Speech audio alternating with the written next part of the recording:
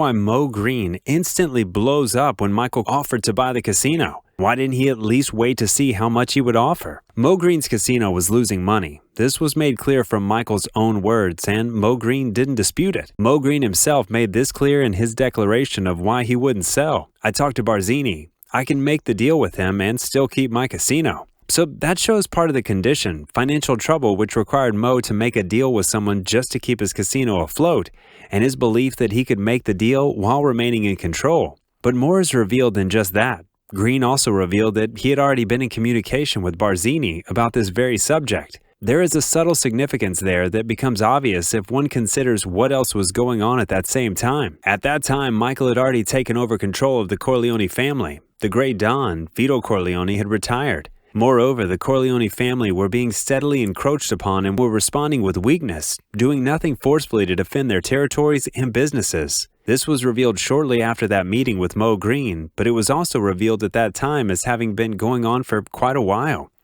In short, the Corleone family and Michael himself looked weak.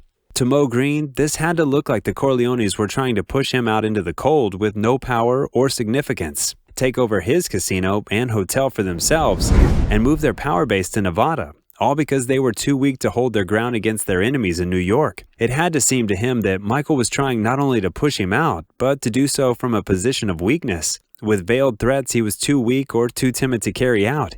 He was insulting Moe Greene, a carefully calculated insult, though Greene didn't realize that last part.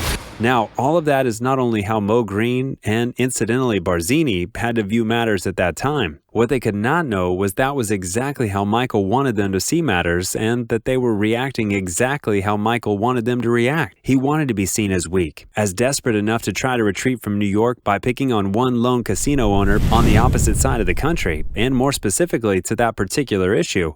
He wanted Moe Greene to feel insulted enough to flatly refuse, even to negotiate about it. The reasons are twofold and simple. Michael had already decided to kill Moe Greene before that meeting even took place. Michael wanted all of his enemies, especially Barzini, to think the Corleone family really was in decline, really was on the ropes, and really was running scared before the Barzini-Tattaglia alliance. Now on that first point, for example, Michael planning to kill Moe Greene, Michael wanted to make it clear to the other families, especially the Molinari family, who were also involved in Greene's dealings, that it was Moe Greene who refused to reason with a legitimately interested party. Remember that Michael clearly referred to how the Corleone family had invested big money with Moe Greene, and that their investment with him was losing its value because of how the casino was being managed. The Molinari family already knew all of this because they were a part of that larger investment deal. When Moe Greene was first establishing his casino, the Corleones arranged a deal whereby they supplied a large portion of the money to finish the building and furnish the hotel and casino, and the Molinaris supplied the large cash reserves to bankroll that casino's gambling operations. This allowed Greene to go into business in the first place, at a time when he was short of funding and couldn't cover those expenses himself. In return, they were to get a portion of the profits. We're never told how much. Moe Greene was to agree to make Fredo Corleone the manager of the hotel side of the business, and the Molinari family would assist with the security and guarantee Fredo's safety.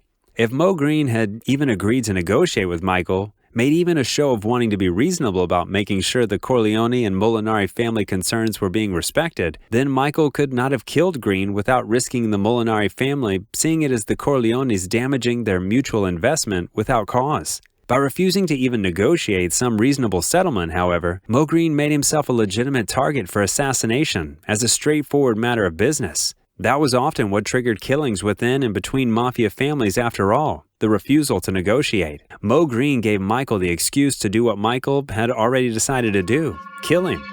That's why Michael made it clear from the outset that his envisioned deal was a buyout, shoving Moe Greene out in a complete takeover of his hotel and casino, after which he would wield no power, regardless of the money he was paid to sell the casino.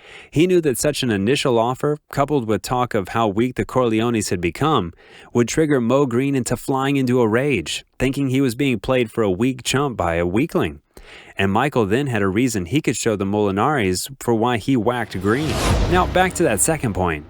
This was not just Michael's desire. In the book, there was a family meeting with the capo regimes, Tessio and Clemenza, Hagen the Consigliere, Michael the new head of the family, Vito the retired Don, and Carlo Rizzi, with no fixed position but who had been drawn higher into the family council since the death of Santino. This meeting took place after Michael returned to New York from the meeting with Moe Greene, and it was a pivotal scene in the entire plot, though few people ever recognize its full importance. It's the meeting where Michael makes himself look even weaker by forbidding the capo regimes from responding to the ongoing encroachments into their respective territories. This move was to smoke out one of them as a traitor. Also at this meeting, Michael removed Hagen as consigliere, expressing lack of confidence in him but not replacing him, leaving that crucial post vacant. Doing this was all to further make Michael and the Corleone family look weak and ripe for the taking. Doing it in front of the three main suspects for the nascent traitor, Tessio, Clemenza, and Carlo, was further intended to incite the traitor to make that final, fatal move and reveal himself.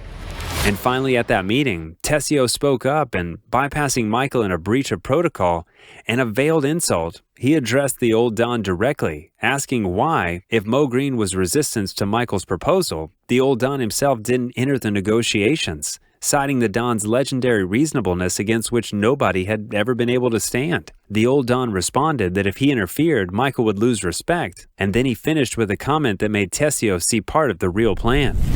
And besides, that man is someone I would rather not speak with. At that moment, Tessio realized that Moe Greene was already a dead man. Since the Corleone family, both Vito and Michael did not wish to persuade him. As to the reason Vito also wanted him dead, Greene had, as was revealed at the meeting, with Michael, physically abused Fredo in public before dozens of witnesses. This was a deadly insult not to just Fredo, but also a sign of severe disrespect, even contempt for the entire Corleone family. That kind of deadly insult could not go unanswered without setting an even more deadly precedent.